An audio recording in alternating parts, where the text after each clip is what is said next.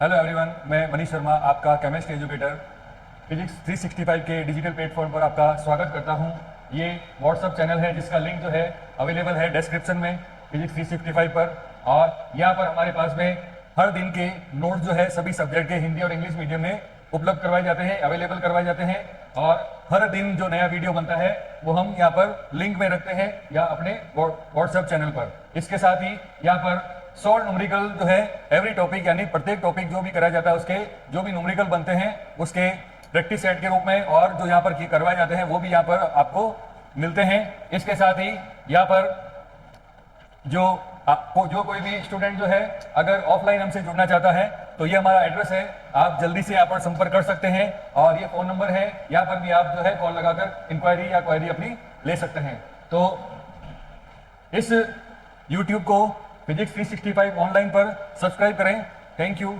और लेते हैं आज का टॉपिक जो कि कार्बनिक रसायन के कक्षा 11 से संबंधित है, जो कि हमारा है कार्ब एनायन, कार्ब धनायन और कार्बन मुक्त मूलक जो स्पीसीज बनती है विभिन्न प्रकार की रासायनिक अभिक्रियाओं में, उनका तुलनात्मक अध्ययन। ठीक है, तो देखते हैं। एक चीज और है आपके लिए, संडे 365 इसको आप ज्वाइन कीजिए स्पीडली कोर्स करने के लिए, जिसमें आपको 2 घंटे की फिजिक्स और 2 घंटे की केमिस्ट्री क्लास जो है दी जाएगी। और इस बार केमिस्ट्री के जो टॉपिक लेने जा रहे हैं वो ऑर्गेनिक केमिस्ट्री से लिए जाएंगे, जिसमें आप ऑफलाइन यहाँ पर आकर अपना जो है डाउट क्लियर कर सकते हैं उस चैप्टर से संबंधित। ठीक है, और यहाँ पर क्वायरी ले सकते हैं इस नंबर पर 9694610364 पर। ठीक है, तो नेक्स्ट कार्बनिक रसायन का जो है एक टॉपिक है छोटा सा, कार्बोधनायन क्या है, कार्बोनिडायन क्या है और कार्बन मुक्त मूलक जो क्या होता है, उसमें हम तुलनात्मक अध्ययन करने वाले हैं। तो सबसे पहले इनको जाने कि कार्बोधनायन क्या होता है।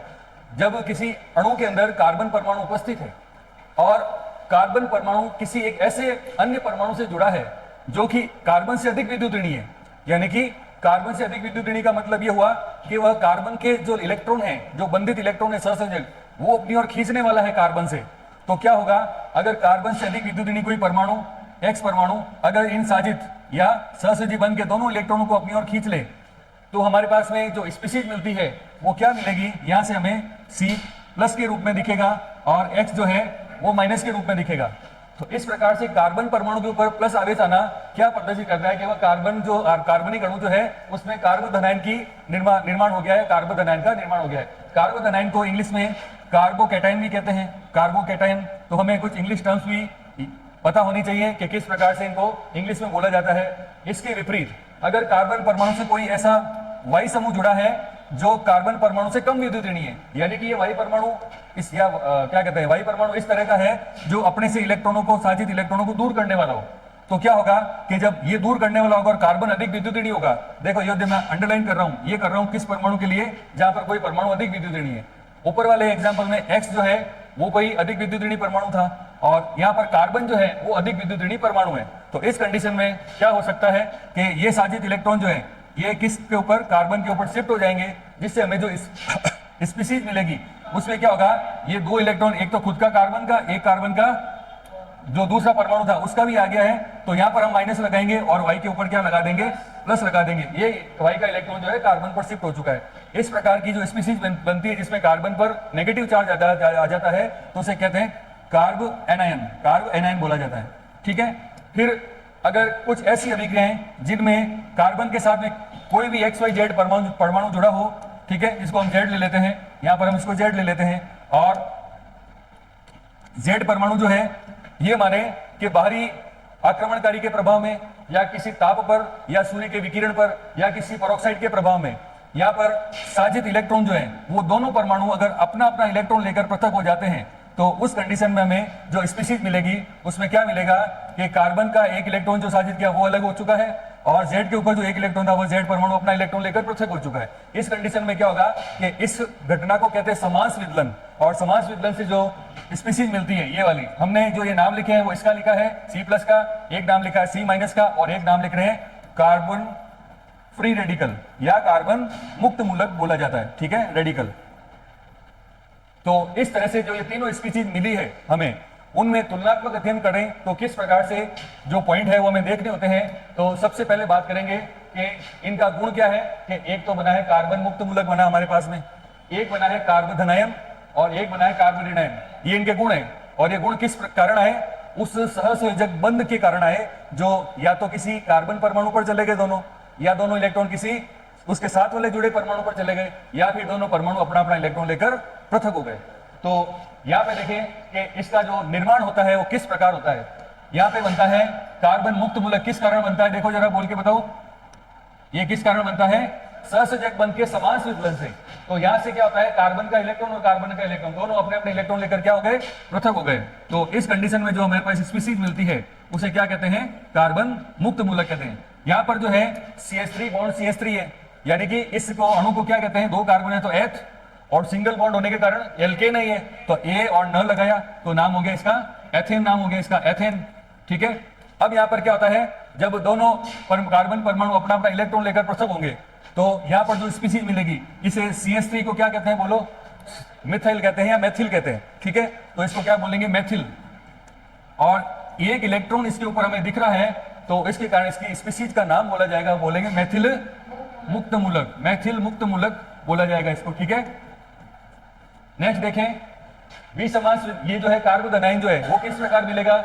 उस सहसंयोजक बंध के विसमास विचलन से मिलेगा। इसमें क्या घटना होती है कि साजिद इलेक्ट्रॉन जो है कार्बन पर नहीं जाकर उसके साथ जुड़े परमाणु पर चले जाते हैं, यानी साजिद इलेक्ट्रॉन किसी अन्य परमाणु पर जो जुड़ा हुआ है उस पर चले जाएंगे। तो ये दोनों इलेक्ट्रॉन जब इस क्लोरीन पर आ जाएंगे, इस क्लोरीन पर ये दोनों इलेक्ट्रॉन आ जाएंगे, तो यहाँ तो आ जाएगा माइनस। माइनस क्यों आया? क्योंकि यहाँ पर इलेक्ट्रॉन कितने आए? यहाँ पर इलेक्ट्रॉन कितने आए? दो। तो कितना माइनस आना चाहिए था? एक आना चाहिए था। क्यों? क्योंकि एक इलेक्ट्रॉन तो इस क्लोरीन का खुद का ही है और दूसरा इलेक्ट्रॉन कार्बन का आया, तो इससे दूर गया, इसलिए ये हो जाएगा प्लस आवेश इसके ऊपर। इसे क्या बोलेंगे? इसका नाम हो जाएगा मेथिल। मेथिल है ना, ये CH3 मेथिल है, और ये बोलेंगे इसका नाम मेथिल। कार्बन है इसलिए कार्ब, और प्लस आया इसलिए धनायन, इसलिए बोलेंगे मेथिल कार्ब धनायन। ठीक है, नेक्स्ट देखते हैं कार्बोनिडाइन या कार्बेनाइन। इसमें भी क्या होता है? इसका निर्माण किस कारण होता है? विसमास विचलन से होता है। लेकिन परिस्थिति यहाँ पर कुछ बदल जाएगी, और परिस्थिति बदलेगी तो क्या होगा? यहाँ पर देख लीजिए, मान लीजिए जो सोडियम धातु जुड़ा है इसे मेथिल सोडियम बोलेंगे नाम। ठीक है, इसका नाम है मेथिल सोडियम। ठीक है, और यहाँ पर विसमास विचलन से क्या हो रहा है कि साजित इलेक्ट्रॉन जो है, साजित परमाणु जो है वो कार्बन परमाणु पर आने से, ये क्या लिख दिया हमने? साजित इलेक्ट्रॉन लिखना है। ठीक है, ये साजित इलेक्ट्रॉन है।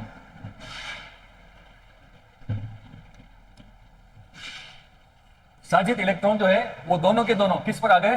कार्बन परमाणु पर आ गए, इसलिए हमने यहाँ पर दो डॉट लगाए। एक डॉट तो कार्बन का खुद का, और दूसरा डॉट जो है सोडियम का इलेक्ट्रॉन आ जाने से लगाया, तो यहाँ पर आ जाएगा माइनस आवेश, और यहाँ पर सोडियम प्लस के रूप में अलग हो रहा है। तो इसका नाम क्या बोला जाएगा? बोलो, कार्ब, हाँ मेथिल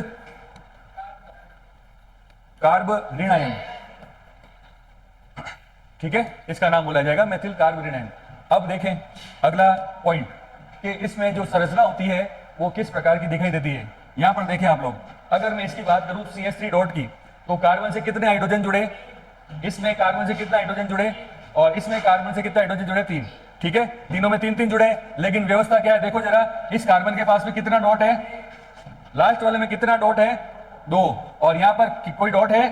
नहीं है। तो वो स्ट्रक्चर हमें ध्यान रखना है। ठीक है, देखो ये कार्बन से जुड़े 3 हाइड्रोजन, समझो इसको। अब यहाँ पे हाइड्रोजन लिया, अगर कोई और परमाणु होता तो वो यहाँ पर आके जुड़ता, इसलिए हमने क्या बनाया है? एक कार्ब जो धनायन होता है, सॉरी कार्बन मुक्त मूलक जो होता है उसका टिपिकल डायग्राम किस प्रकार से बनेगा, एक प्रारूपिक उसका चित्र कैसे बनेगा, ये कार्ब धनायन का प्रारूपिक चित्र कैसे बनेगा, और कार्ब ऋणायन का प्रारूपिक चित्र कैसे बनेगा, वो हमने यहाँ पर शो किया है। ठीक है, जिसमें सेंटर जो है एटम या परमाणु कौन है? कार्बन है तीनों में।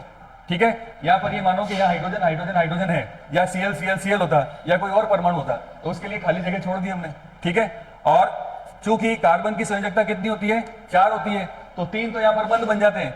चौथा जो कक्षक होता है, असंकृत कक्षक जो होता है, पी कक्षक, क्या होता है कार्बन का? Z कितना होता है? 6 होता है, और इसको क्या लिखते हैं? 1s2 2s2 और 2p2।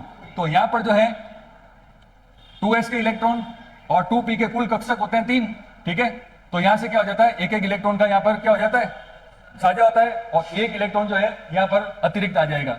ठीक है, तो अब देखो यहाँ पर इस 3 कोनों पर एक एक हाइड्रोजन परमाणु उपस्थित है, और चौथा कक्षक जो है वह असंकृत है, जिसने संकरण में भाग नहीं लिया, इसे कहते हैं असंकृत पी कक्षक। जो कक्षक संकरण में भाग ना ले उससे कहते हैं असंकृत कक्षक। संकरण नहीं तो असंकृत हो गया, और कौन सा है? पी का है तो बोलेंगे असंकृत पी कक्षक बोलेंगे इसको। ठीक है, और इस कक्षक की आकृति कैसी बनाते हैं? डंबल के समान, जो संकरण में भाग ना ले अगर S होता तो उसकी गोलाकार आकृति बनाते, अगर P होता तो उसकी डमलाकार बनाते, और अगर D का होता कोई तो द्विडमलाकार बनाते, इस तरह से। ठीक है, तो यहां पर क्या है, ये असंकृत P कक्षक है और उसमें जो है एक इलेक्ट्रॉन जो है बिना बंध बनाए उपस्थित है। इस कंडीशन में यहां पर ये स्ट्रक्चर में देखने को मिलेगी। और इन पूरा घेरा कितने डिग्री का होता है, 360 का होता है। तो 360 का अगर पूरा घेरा है, उसके भाग कितने हैं, देखो ये है मान लो 360, ये देखो यहाँ पर एक हाइड्रोजन आ रहा है, मान लो एक यहाँ आ रहा है। ठीक है, तो 3 भाग हो रहे हैं पूरे घेरे के।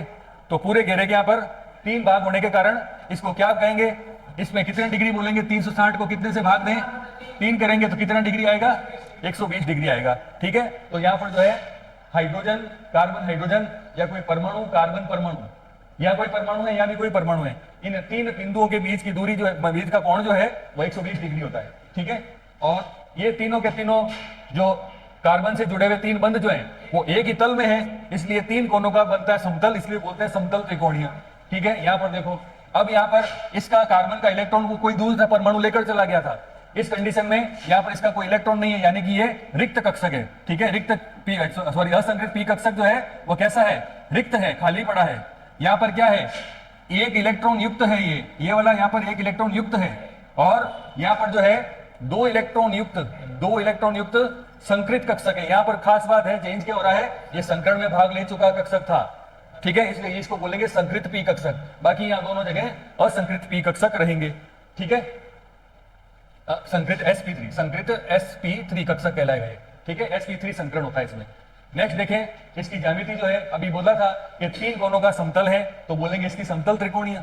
इसमें भी सेम का सेम ज्योमेट्री बन रही है, ज्यामिति बन रही है, तो इसकी ज्यामिति भी बोलेंगे समतल त्रिकोणीय, यानी एक समतल में 3 कोने मिल रहे हैं, इसलिए ये तो ये हो गया। और जो पी कक्षक है वो तल के लंबवत इस तरह से होता है। ठीक है, समझ में आ रही बात। ये यहाँ पर कार्बन, यहाँ से जुड़े हुए 3 अन्य परमाणु, ये तो हो गए एक तल में, और ये जो है ये पी कक्षक जो है ये इस तरह से होता है, तल के लंबवत होता है। ठीक है, जिसमें यहाँ पर इसमें कोई इलेक्ट्रॉन नहीं है, यहाँ पर एक इलेक्ट्रॉन है। और अब यहाँ पर जो है बात करेंगे कि संकृत कक्षक का मतलब क्या हुआ। यहाँ पर क्या होता है कि कार्बन के जो एक एस और पी के तीनों कक्षक, वो सभी के सभी क्या कर लेते हैं, भाग लेते हैं संकरण में, इसलिए यहाँ पर संकरण बोला जाता है sp3 संकरण। ठीक है, और यहाँ पर इनके जब sp3 संकरण की बात बोली जाएगी तो सामान्यतः जो sp3 संकरण होता है उसमें जो बंध कोण होता है वो 109.5 डिग्री होता है। लेकिन यहाँ पर एकांकी इलेक्ट्रॉन युग्म आ जाने के कारण इस लोन पेयर, ये होता है लोन पेयर, पेयर मतलब जोड़ा होता है, और ये होता है बॉन्ड पेयर, जो बंध बनाने में भाग ले उसे बॉन्ड पेयर कहते हैं। बंधी युग्म, ये बंधी युग्म है, ये अबंधी युग्म है। ठीक है, तो इसके और इसके मध्य जो प्रतिकर्षण होता है, तो उसके कारण जो इसका बंध कोण जो है 109.5 डिग्री ना रहकर कुछ कम हो जाएगा, जैसा कि हम अमोनिया में देखते हैं, NH3 में देखते हैं। ठीक है, तो वहां पर होता है बंध कोण थोड़ा कम, लेकिन अभी यहाँ पर हम कार्बन की बात कर रहे हैं, तो हम एक रेगुलर ज्योमेट्री के रूप में जो बंध कोण दर्शाएंगे वो 109.5 डिग्री रखेंगे। ठीक है, तो अब यहाँ पर जो है इसमें कितने इलेक्ट्रॉन है, ये sp3 है, ये भी sp3 है, ये भी sp3 है और ये भी sp3 है। तो कार्बन के पास में यहाँ पर 4 sp3 संकृत कक्षक होते हैं, और उस एक sp3 संकृत कक्षक में इलेक्ट्रॉन का जोड़ा लोन पेयर पड़ा है। ठीक है, इस बात को हमने ध्यान रखना है। किसके लिए व्यवस्था है, कार्बन ऋण आयन के लिए ये व्यवस्था होती है। ठीक है, तो इसकी ज्यामिति जो बोली जाती है वो कैसी बोली जाएगी, त्रिकोणीय पिरामिड। 3 कोने, यहाँ पे देखो कार्बन से जुड़े 3 अन्य परमाणु, और इसका जो चौथा sp3 संकृत कक्षक है ऊपर की ओर, इसमें 2 इलेक्ट्रॉन पड़े। उस कक्षक से अगर 3 लाइनें खींचे, 1, 2 और 3, तो 3 कोनों का एक पिरामिड बन रहा है, 3 कोनों का पिरामिड बन रहा है, इसलिए कहेंगे त्रिकोणीय पिरामिड ज्यामिति इसकी। ठीक है, नेक्स्ट देखते हैं इसका बंध कोण। अभी देख लिया हमने, यहाँ पर 120 नहीं है, 120 नहीं होता है, इसको चेंज करते हैं। अगर ज्यामिति नियमित है, नियमित ज्यामिति होने पर 109.5 डिग्री होगी नियमित ज्यामिति के लिए, नियमित ज्यामिति के लिए। हाँ, 28 मिनट इसलिए लिखते हैं क्योंकि देखो कि एक आवर जो होता है वो कितने मिनट का होता है, 60 मिनट का होता है, और मिनट को एक ऊपर डैश लगा के करते हैं। ठीक है, तो बताओ 28 मिनट कहूं तो ये इसके कितना है, लगभग आधा है, 30 है ना, तो आधे को हम 0.5 भी लिख सकते हैं, इसलिए 109.5 डिग्री भी इससे लिखा जा सकता है। ठीक है, और अगर यहाँ पर एकांकी इलेक्ट्रॉन युग्म सही थे तो यहाँ पर 160 डिग्री का अनियमित ज्यामिति के लिए बोला जाएगा, 160 डिग्री अनियमित ज्यामिति के लिए, जैसा कि लोन पेयर के कारण हो जाती है। ठीक है, नेक्स्ट बोलते हैं संकरण। संकरण हमने sp2 बोला यहाँ पर, sp2 बोला यहाँ पर, और sp3 बोला है यहाँ पर। ऐसा क्यों हुआ है, क्योंकि आप देखो कि जब S का 1 और P के 2, तो टोटल कितने काम आ गए? 3। तो बंध भी यहां पर कितने हैं? 1, 2 और 3। सिग्मा बंधों की संख्या 3 है, तो सिग्मा बंधों की संख्या पर 3 होने के कारण हम संकरण बताते हैं कार्बनिक यौगिकों में सिग्मा बंधों की संख्या के आधार पर। ठीक है, अगर सिग्मा बंधों की संख्या 3 है तो संकरण बोलेंगे sp2। अगर सिग्मा बंधों की संख्या है 2 तो संकरण बोलेंगे sp। अगर सिग्मा बंधों की संख्या है अपने पास में 4 तो बोलेंगे sp3। ठीक है, sp3 संकरण बोला जाएगा। तो यहां पर देखो एक बंध बनेगा, दूसरा और तीसरा, तो बंधों की संख्या सिग्मा की 3 है, तो 3 के लिए संकरण बोला जाएगा sp2। यहां पर भी 1, 2 और 3 बंध है, तो इसके लिए भी संकरण बोला जाएगा sp2। लेकिन यहां पर थोड़ी सी व्यवस्था बदल जाती है। क्यों? क्योंकि यहां पर 3 तो है ही है, 3 तो परमाणु जुड़े हुए हैं, और चौथा यहाँ पर लोन पेयर जोड़ा आ गया पूरा, और जोड़ा आ जाने के कारण यहाँ पर एक जो H जो निकाला जाता है, संकरण H बराबर सिग्मा बंध प्लस LP प्लस अगर कोई कोऑर्डिनेशन बॉन्ड है, उपसर्जक बंध है, तो उसकी संख्या जो है वो जोड़कर बताया जाता है। तो यहाँ पर देखकर बताएं कि सिग्मा बंधों की संख्या कितनी है? 3 है, तो ये 3 लिख दी हमने। इस कार्बन के ऊपर लोन पेयर कितना है? 1 है, तो 1 जोड़ दिया। क्या इस तरह का दाता से ग्रही की ओर वाला बंध दिख रहा है? कोई नहीं दिख रहा है, इसलिए उसकी संख्या 0 हो जाएगी। तो 3 + 1 बराबर हो जाता है 4। तो S का 1 और P के 3, 1 + 3 = 4 होता है, इसलिए यहाँ पर संकरण कौन सा होगा? sp3 होगा। किसमें? कार्बोनिनायन में। बाकी दोनों में कौन क्या होगा? कार्बोधनायन और कार्बोमुक्त मूलक में कौन सा संकरण बोलेंगे? sp2 प्रकार का। ठीक है, अब देखना एक और गुण, चुंबकीय गुण। चुंबक की प्रकृति क्या होती है कि कोई पदार्थ जो है उसे हमने चुंबक के बीच में रखा है, और चुंबक के 2 ध्रुवों का मतलब आप जानते हो, S और N 2 ध्रुव होते हैं, और जो विपरीत ध्रुव होते हैं वो एक दूसरे को आकर्षित करते हैं, समान ध्रुव प्रतिकर्षित करते हैं। ठीक है, चुंबक के अंदर चुंबकीय बल रेखाएं साउथ से नॉर्थ की ओर चलती है, चुंबकीय बल रेखाएं साउथ से नॉर्थ की ओर चलती है, और चुंबक के बाहर की ओर ये जो चुंबकीय बल रेखाएं वो नॉर्थ से साउथ की ओर चलती है। ठीक है, इस बात का ध्यान रखना। तो अब यहाँ पे क्या हो रहा है, चुंबकीय गुण कैसे बताएंगे? अगर किसी पदार्थ या मुक्त स्पीशीज के अंदर कोई एक अकेला इलेक्ट्रॉन या विषम इलेक्ट्रॉन उपस्थित हो, तो उस कंडीशन में अगर उस पदार्थ को 2 चुंबकों के बीच में किसी पात्र में लेकर रखा जाए, तो उन चुंबकीय ध्रुवों के जो बल रेखाएं चलती हैं नॉर्थ से साउथ की ओर, बाहर कहां चलेगी? नॉर्थ से साउथ की ओर चलेगी। अगर एक सिंगल चुंबक, खुद ही चुंबक ये नॉर्थ और साउथ की बात करें तो ये उसी के अंदर इस तरह घेरा बनाएंगी, और 2 अलग अलग की बात करें तो यहाँ पर ये जो है नॉर्थ से साउथ की ओर इस तरह चलेंगी। ठीक है, तो क्या होगा कि 2 चीजें हो सकती हैं कि उस पदार्थ के द्वारा जो चुंबकीय बल रेखाएं उनको या तो अपनी ओर आकर्षित किया जा सकता है, या फिर उस पदार्थ के द्वारा चुंबकीय बल रेखाओं को अपने से दूर प्रतिकर्षित किया जा सकता है। ठीक है, तो वे पदार्थ जो चुंबकीय बल रेखाओं को अपनी ओर अंदर की ओर आकर्षित करते हैं उनको तो कहते हैं अनुचुंबकीय पदार्थ, जो किसमें पाया जाता है? जो अकेले इलेक्ट्रॉन कहीं रह जाए कक्षक में, उसके कारण होता है। और ये इस तरह की व्यवस्था जहां कहीं भी बनेगी, जैसे मान लो ये अपने पास p कक्षक है, अगर ये आगे अकेला एक इलेक्ट्रॉन है तो बन सकती है ये व्यवस्था। और क्या हो सकती है?